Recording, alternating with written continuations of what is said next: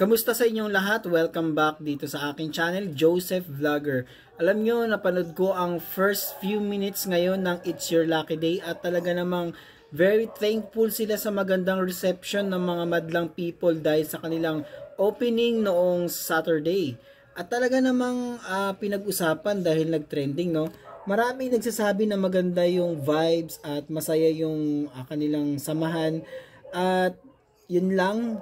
Siyempre dahil ang napagkasunduan nga ay 12 days lang sila, medyo nalulungkot yung ibang mga tao na nagustuhan nga yung palabas, no? At alam nyo ba, nag-comment doon si Rendon Labrador, mas maganda pa daw yung It's Your Lucky Day kaysa sa It's Showtime. And ito pa nga, parang nagbigay ng hint itong si Luis Manzano, although hindi niya kinukonfirm pa sa ngayon na kung halimbawang matapos nga yung kanilang airing ng 12 days sa time slot na yun, ay baka may pagpatuloy pa rin nila yung kanilang palabas or yung show, yun nga lang mas mapaaga sa It's Showtime. Malay natin kung suswertehin din tayo. 11 days. Hindi, malay natin.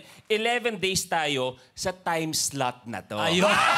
So sa palagay ninyo, okay ba yun na andun pa rin yung It's Your Lucky Day o talagang tanggalin din sila pag bumalik na yung It's Showtime? I-comment na ang inyong reaction. Silang tayo, pero malay natin kung suswertehin, medyo mapaaga ng konti sa Showtime.